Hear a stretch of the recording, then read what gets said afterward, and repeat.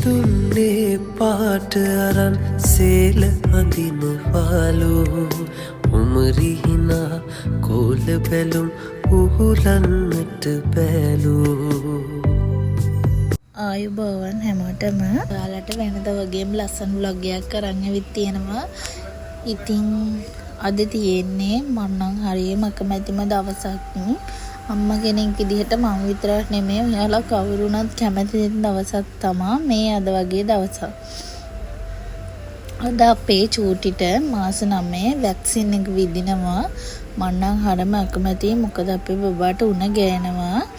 ඒ හින්දා උදේම මම පුළුවන් තරම් වැටි කරලා යන්න තමයි හදන්නේ. නැත්තම් ඇවිල්ලා එයාත් එක වැඩක් කරගන්න වෙන්නේ නැති නිසා.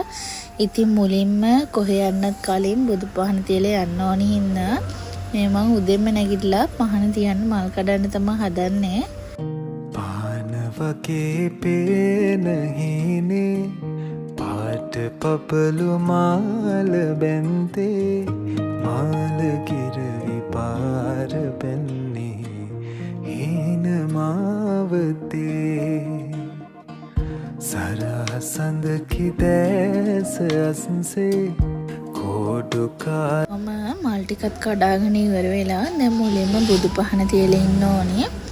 බුදු පහන තියලා ගෙදර ටිකක් වැඩ ටිකක් තියෙනවා. ඒ ටිකත් පුළුවන් තරමින් කරලා උදෙන්ම යන්න ඕනේ. මොකද උදේ 8 වෙද්දී අපි MH එකට යන්න ඕනේ.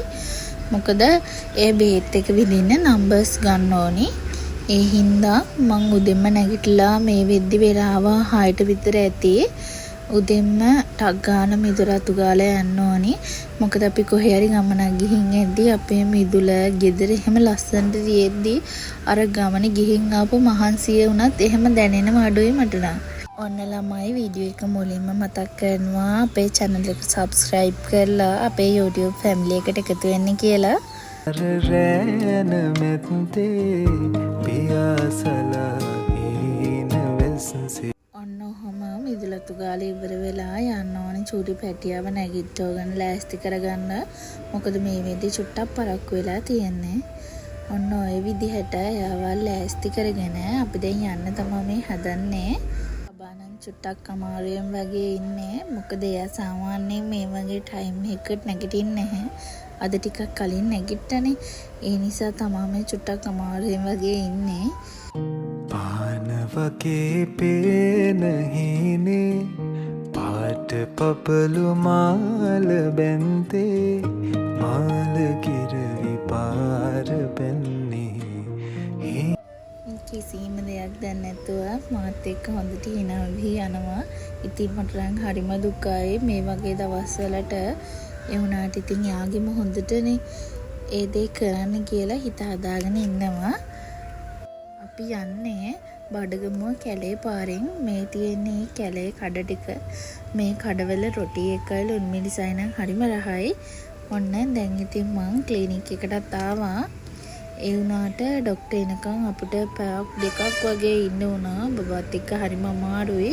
ඒ වුණාට මෙතන හිටපු හැම අම්මෙක්ම පැයක් දෙකක් විතර එතන චුට්ට රස්තිය දුනා. ඔන්න ඔහම බේත් එකත් විදගෙන ඉද්දී යාට අමාරුවටත් එක්ක හොඳටම නිින්ද ගියා. දැන් නම් අපි ගෙදර යන ගමන් ඉන්නේ. ගෙදර ඇවිල්ලා බබා එක්ක උයා ගන්න බැරි හින්දා අපි එද්දි කඩෙන් ඉඳියාප ටිකක් අරගෙන ආවා. දැන් මේ ටික කාලා ඉක්මනින්ම උයා ගන්න ඕනි මොනවා හරි බබාව චුට්ටක් නිදි කරලා. ඉන මාවතේ සරසඳ දෝනි අමාරුවටද කොහෙද නිදි කරලා විනාඩි 10න් විතර ආය හැරියා. එයා එක ටිකක් වෙලා ඉඳලා එයාවත් ළඟට අරගෙන දැන් මේ උයන්න තමයි හදන්නේ. අපි එද්දි මාළු වාගයක් අරන් ආවා. අපි එද්දි 10ට විතර ඇති. ඊට පස්සේ දැන් උයන්න නැති හින්දා මහන්සි හින්දා ඒක ෆ්‍රිජ් එකට දැම්මා. ඊට පස්සේ මාළු එකේ අයිස් දිය වෙන්නේ එළියෙන් තියලා දැන් මේ හදන්නේ කෑම හදන්න ඕන ලුණු මිරිස් ටික එකපාර කපාගෙන තියාගන්න. ඔයාලත් මේ විදිහට කරලා බලන්න. ඒක උයද්දි හරිම ලේසි. ඔයාලත් බබෙක් එක්ක වැඩක් කරගන්න කෙනෙක් නම් මේ විදිහ කරලා බලන්න.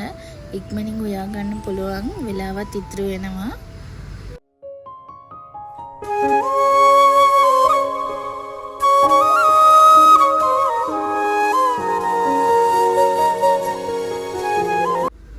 ලුණු මිරිස් ටික කපාගෙන ඉවර වෙලා ඒ ටික පැත්තකින් තියලා ටක් ගාලා කැම ටික හදා ගන්න ඕනි.